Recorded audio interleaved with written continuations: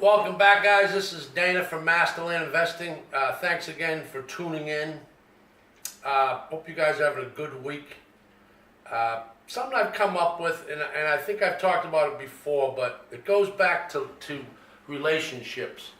One of the things I think is important with any business, even just getting through life, is to try to build good relationships up.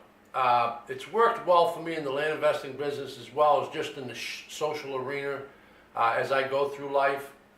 I've been accused of being mayor of Mayerville. I have a tendency to wave to everybody. I think I probably embarrass some people in my life. I hate to think that, but I do because I talk to a lot of people. I may be even accused of being a little nosy because I'm inquisitive. I like people in general. And because of that, what's happened in time is I've built up some wonderful relationships, even on Facebook with people I reach out to, let them know who I am, and built some wonderful relationships. But that being said, I think going back to the land investing business, it's critical. I really do.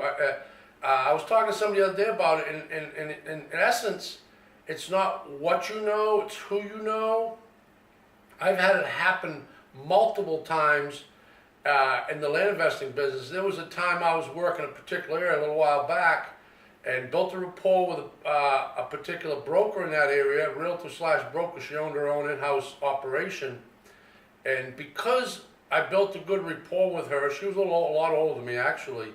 She loved my passion, my enthusiasm.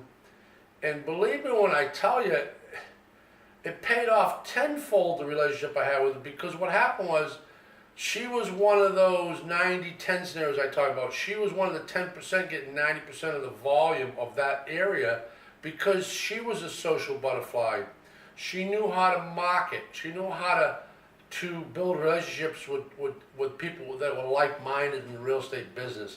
She sold land as well as bricks and mortar, single families, multi-families, commercial properties.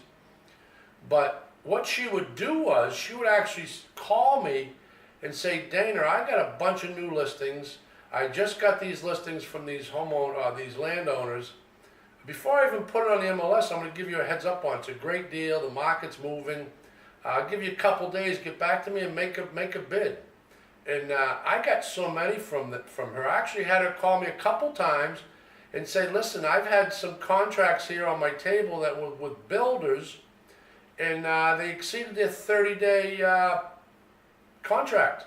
So before I put it back on the market and send them the cancellation, which I'm going to, would you be interested in the property?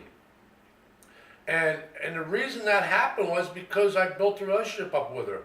I was real, I was honest, I didn't mislead her, I wasn't bullshitting her. She liked my energy, she liked my personality. I spent time having lunch with her. I always remembered that she took good care of me, so I took good care of her. And that's happened over and over again. I mentioned earlier that was recently I have a relationship with a local title company, wonderful little office. Sometimes I like the small mom and pop operations. And she actually gave me a freebie on a title search because she knew it wasn't a high-end purchase. I've given her a lot of work because I told her I would if she worked with me, and she pointed me in the right direction. She has great contacts, so that's worked out well. It's happened over and over and over again. So if you remember, it's the same thing I say when I say the value of the deal and the time, energy, and money you're investing in soliciting particular farm areas. I reiterate the fact that my opinion is if you can break off the time each day or a few hours a week, it hasn't got to be immediate response. I've learned that from business. But if you can do the one-on-one callbacks, even if you can't answer the phone because you're busy, let them leave a message and then make it a note that evening you have 5, 6, 7 people you got to call back. Believe me when I tell you, the deals will be much better, the relationships you build will be much better, and you'll be pleasantly surprised if you build up a good rapport with a person on the phone and you're sincere, you're not just a money-hungry real estate investor, which I hope none of you will be. You call it like it is, you have a good moral compass, you got a good ethics, it'll come back tenfold. And many times, like I've said, these people have said, listen, Dana, I really like you. I have other property if you're interested. Uh, I've had people, I'm soliciting areas in Florida and send me a whole list of property they own in Arizona. I've had property I bought in one area and found out they had a bunch more in other places in Florida. And I've talked about some of these stories on some of these videos. It's just remarkable. Now that wouldn't have happened if I was outsourcing that person to take the calls or to close the deals. I just don't believe that, because there's nobody more important with a brand than you as the brand. It's your baby, it's your business, and you got to treat it that way. It's like that the 90-10 rule with real estate agents that get most of the volume of that farm area, because they knock on doors. Hey, Mr. and Mrs. Smith, hi, it's Mary, it's John. Remember, I'm your realtor in the area. I sold your neighbor's house. By the way, here's some cookies for you. I was just thinking about you. If you ever decided to sell, what would you be interested in? What would you like to get for your property? Maybe I can help you. Build that relationship. Same thing when you're soliciting to potential sellers.